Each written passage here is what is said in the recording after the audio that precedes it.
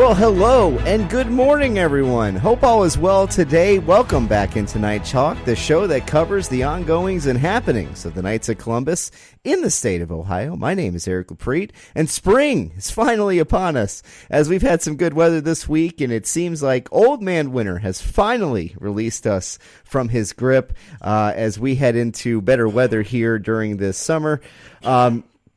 Great news for farmers, and also great news as we get closer to a big event that's going to be happening next month in Cleveland, as Knights of Columbus from all around the state will join together for the annual Ohio State Convention. And to help me promote this huge event, we welcome our current State Treasurer, Mr. Jim Maslach. Mr. Maslach, how are you doing today, sir?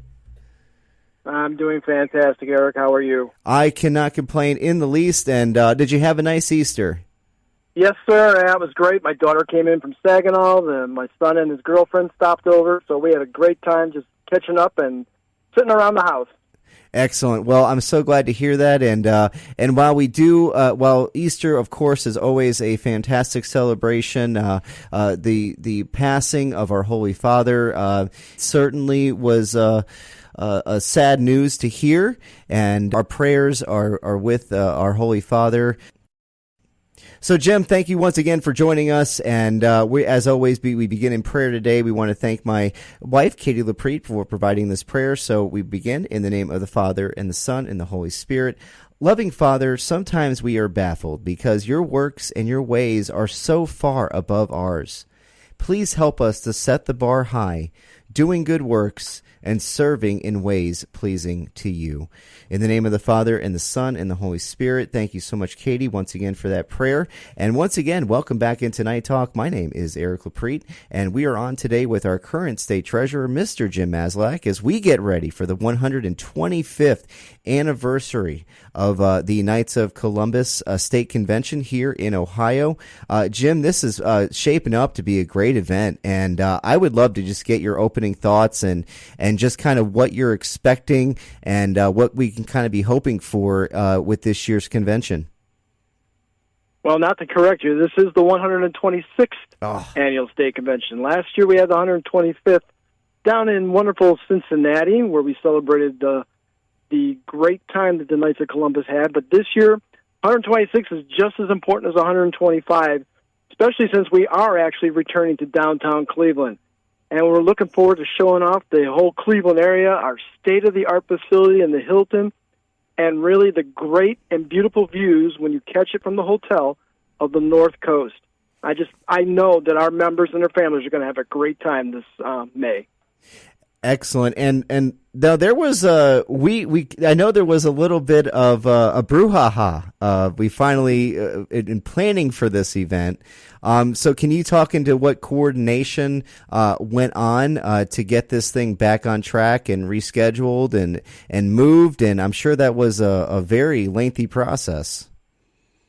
Well, the whole process actually started 5 years ago during COVID, when we actually negotiated a contract with the Hilton for 2025. It actually was supposed to be the weekend of May 16th through the 18th, a week before Memorial Day weekend, as we've been traditionally doing since we moved really off that weekend back when we started going to Kalahari. Well, on January 27th, the Hilton called me and said they would like to either move our date or cancel our contract due to some other activities that were taking place in the city, such as the Cleveland Marathon and a concert taking place over at Huntington Bank Field. After some negotiations and going back and forth, we decided to move our convention to Memorial Day weekend, which is now May 23rd through the 25th, and actually get a little bit of concessions and stuff that are in our favors to be able to do that. So it took about an extra month after negotiating the contract and some of the changes that we wanted to do, but after that, the ball's been rolling, and we've been packing them in and getting ready to get set for this event.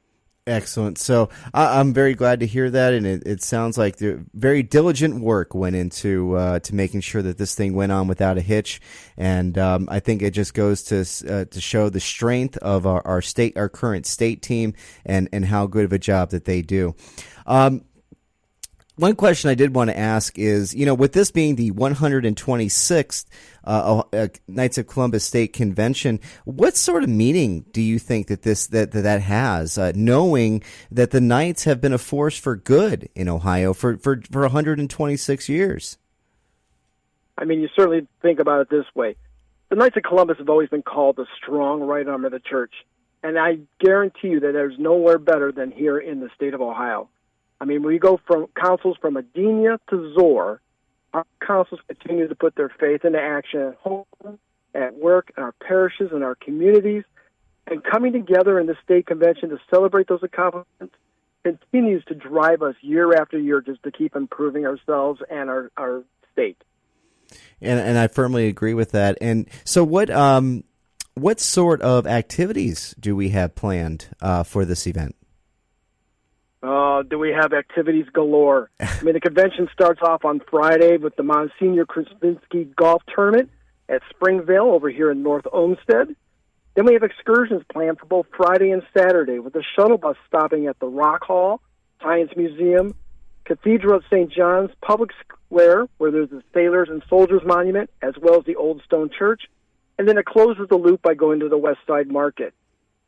Friday night, we got our giant welcome home block party where we all just get together, have a good time, talk, share some fraternity, some fun and games, and just get to reconnect with everybody that is there. Now, granted, Saturday is business sessions, committee meetings, and delegates and all that good stuff, but I think the cap-off of that evening is the State Deputies Banquet, where we all come together just to celebrate the state awards that particular evening. Then Sunday, we continue with the business session. We will elect a new state warden from your diocese there in Toledo. That's right. And then we conclude with a talk at our luncheon from one of Cleveland's very own, Trapper Jack, who is a brother knight from St. Bernadette's Council, 16376. We definitely got a jam-packed weekend planned for our members. And that's so fantastic, and obviously the state warden race, that's going to be a big kind of a big event because that's going to be who our eventual state deputy will be in 10 or so years. Greg, and I just wanted to commend both gentlemen for both Stu Vetter and Greg Singler for, I think they ran a two very good campaigns. They never went against one another, and I think that they stayed out of the politics of it, and that's very refreshing to see, as I'm sure it is for you as well. Mm-hmm. Oh, most definitely. I know when I ran against Bob Walsh, we had a similar situation, and we both are stronger friends today than we were then, and and so forth. So that's the best way to be able to do it. We're all here for the right reasons, to be able to promote the Knights of Columbus, the Catholic Church, and the activities that we do. We just need to work together. These two candidates have certainly displayed that, and I look forward to working with either one of them in the future. And as we should, because they are two outstanding young gentlemen. So we're once again, if you're just joining us, we are currently on with our state treasurer, Mr. Jim Maslach, as we are discussing the 126th annual Knights of Columbus State Convention. That is going to be in Cleveland. That's going to be coming up next month from the 23rd to the 25th. We've just been kind of going over some of the activities we have planned, some of the meaning. One big thing that I do want to come back to, especially as we've been talking here in the opening, is what people who may have never been to a state convention. But one thing has really popped out to me, especially in you talking, Jim, and that's fraternity. Because it really seems like this is where we hone in on that fraternal aspect when we have all these guys coming in and all of them are bringing their different experiences and levels of knowledge about the Knights of Columbus, and they're coming together and we're sharing these stories and we're learning from one another about what does work and what doesn't work. So can you just speak to just the fraternal aspect of this event and how special that is every year? I mean, it's nailed right there, Eric. This is the one time a year that we actually get everybody around the state together to just meet each other, work, talk about the good, hear about programs that other councils are doing, how their parish is reacting. Yes, even some concerns and issues going on across the state with the Knights of Columbus and the various dioceses as they're changing, such as in Columbus, Cincinnati. So, I mean, it gives us that opportunity just to be able to connect, that we're not in this alone, but we all are together to work together to be able to bring that camaraderie and support for the Catholic Church that we need to be. Absolutely, and that's a wonderful point you just made. And yes, so for all those that are interested, please, I know that there are still spots available for people. Is that correct? Correct. We still have spots available. And we'll talk more about registration after the break. However, one thing I did want to ask you, though, is, I know we've spoken about the fraternal aspect of it, but how does attending a state convention, or how do these state conventions really help move the Knights of Columbus, especially when you because this is our roadmap for the next fraternal year. So just can you kind of just speak about how important it is that we set the table for our next year in the Knights of Columbus by being and attending this convention? Certainly, and we touched on a little bit there with the fact that just being here with some successful programs that other councils are doing across the state. When I was a Grand Knight a long time ago now, that I think about 15 years ago, I attended my first state convention. It was just a great opportunity here. We could easily do this program, or we should be talking to people on how they did it, get the information, be able to put it into practice, and bring those programs and ideas to your council and to your parish to help facilitate more that we can be able to do across the state.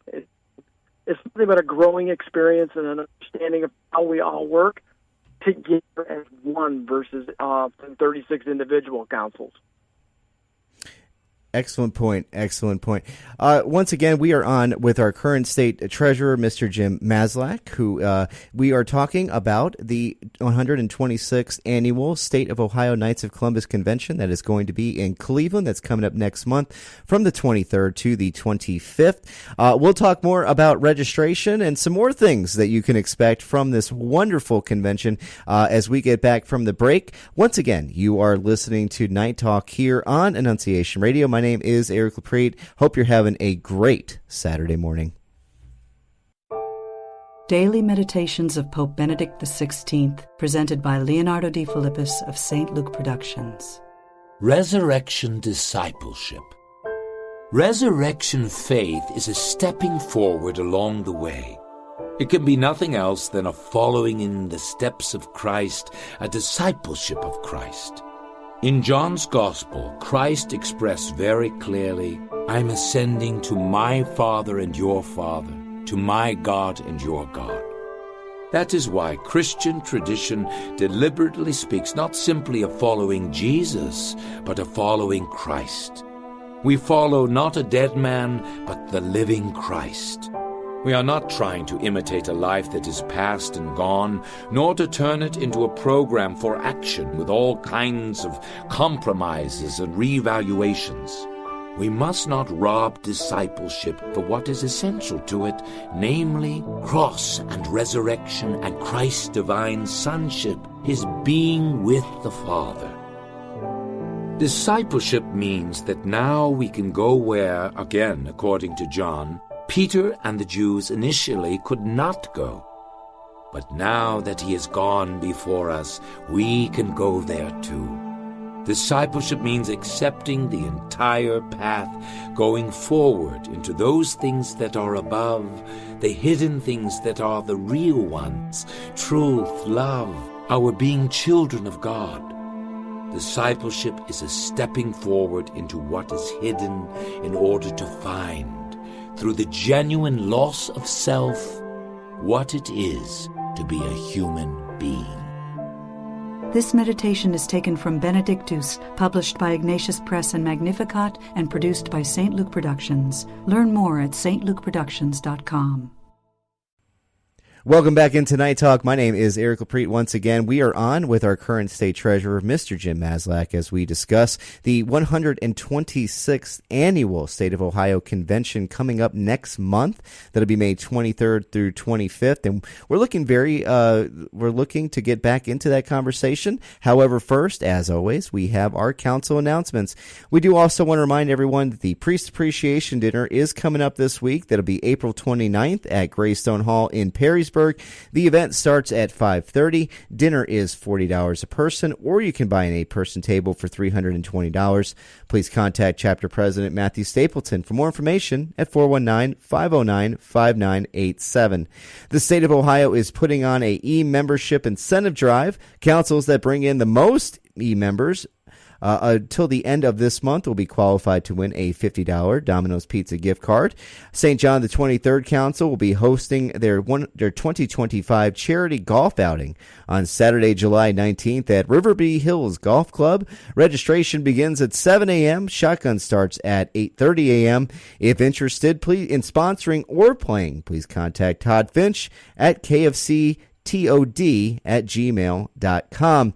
Cash Bonanza tickets are still on sale. Please contact any Knights of Columbus member to purchase your tickets for the big cash giveaway. And to help support our charities around the state, tickets are only $5. Council 14344, River East Mother Teresa, will be hosting their past Grand Night dinner on September 13th. Council members and past Grand Nights of Council 14344 can actually contact myself at ericloprete4@gmail.com should they wish to join.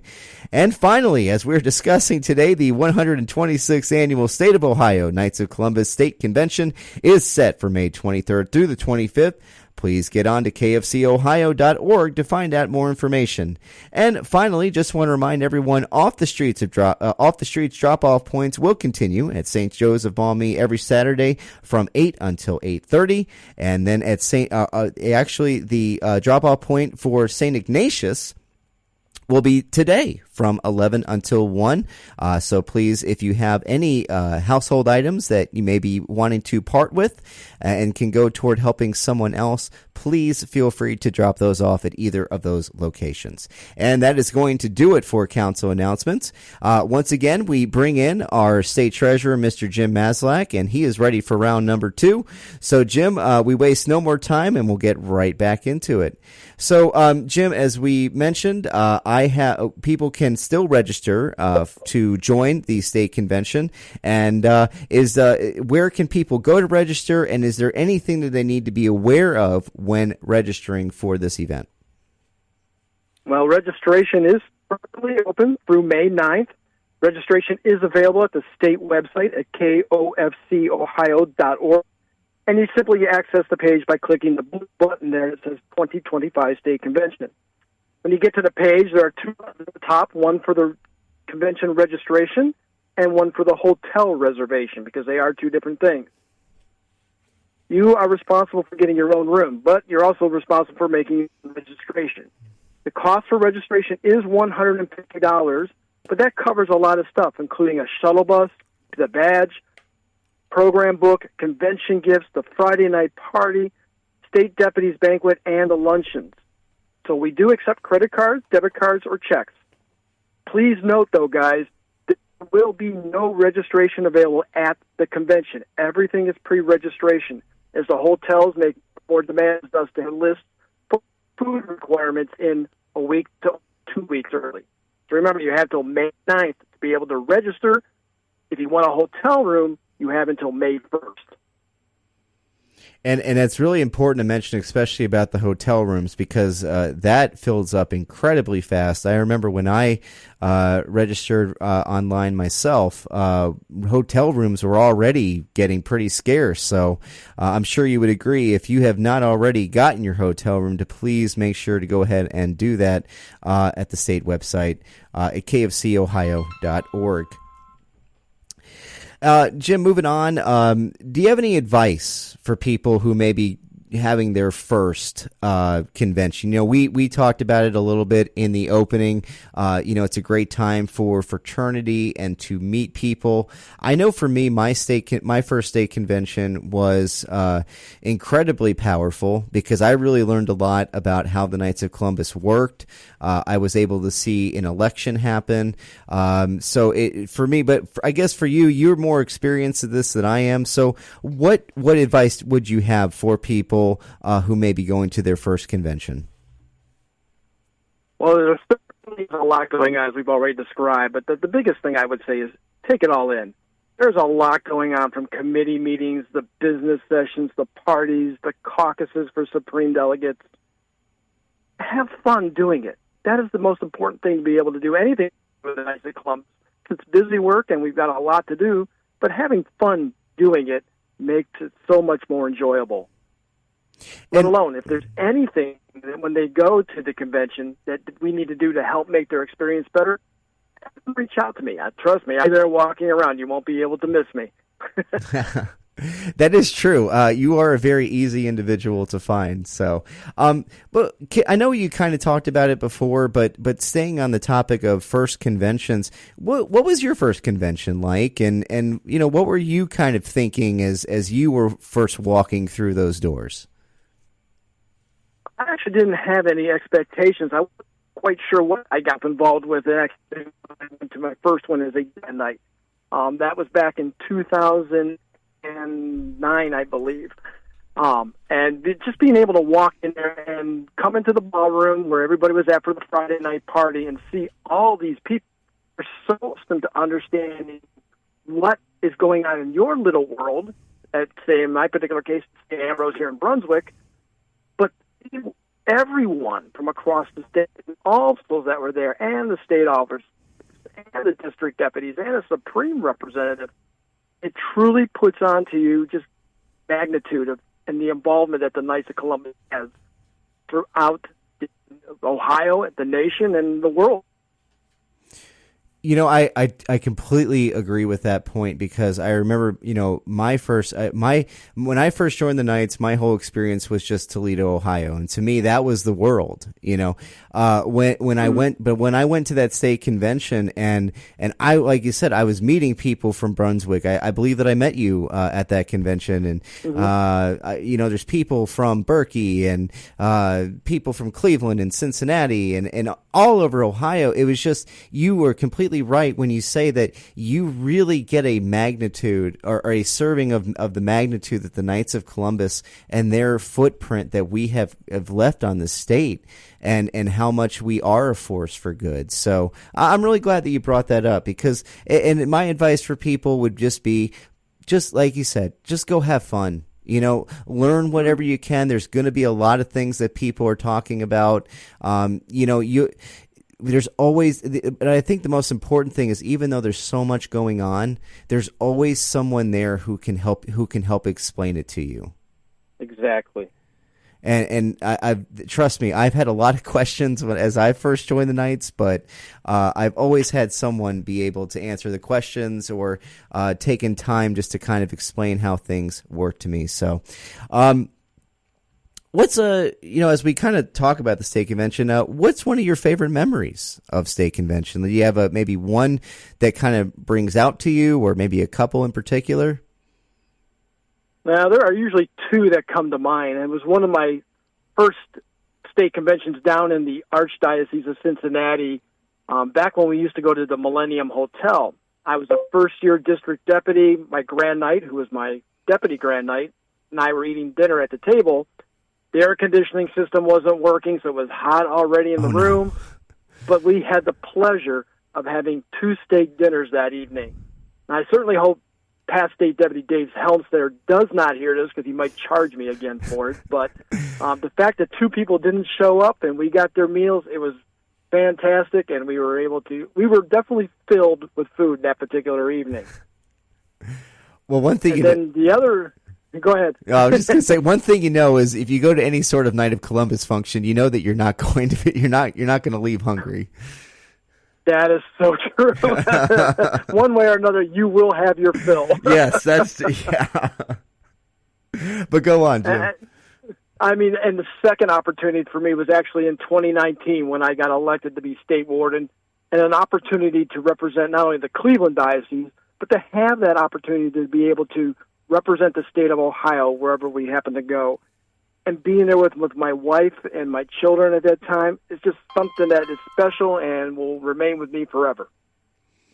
And that is a very special memory. So and I'm glad that this event was able to give that memory not only to you but your family as well.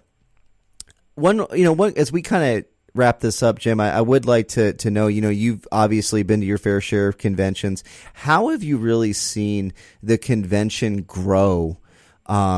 Just in terms of maybe when you first started to where we are now in 2025? Well, certainly the experience that we've been able to provide our members and their families has definitely changed over the years. In the past, there were a couple excursions and trips and stuff like that, but we've really gone out of our way last year in Cincinnati and then again this year in Cleveland to provide something for our families and our wives or spouses that join us to be able to enjoy while we're in our meetings and committees and stuff like that. So that has really changed. Granted, we don't get the participation as much as we would like to as we did in the past, but some of that is the demographics have changed and so forth. But the people who do come continue to support us, continue to show us, and continue to give us the opportunities to be able to bring us all together to enjoy each other's company and have a time to share the programs that we talk about. Absolutely, and I'm really glad that you hit on that we've made this, not only an enjoyable event for Knights, but their families as well, because we know that the driving force behind any Knights of Columbus member is always their family. We cannot do this without the support of our families, especially if you are a state officer like yourself, or maybe you're a district deputy, or you're a Grand Knight. That takes away time from your family.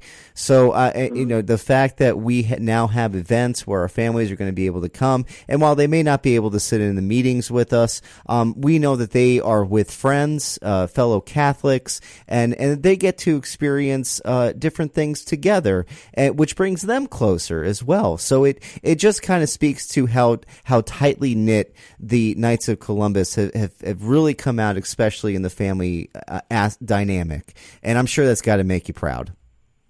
Oh, it certainly does. And you're 100% correct. I mean, I just take a look at where we were just 10, 15 years ago when I first started that.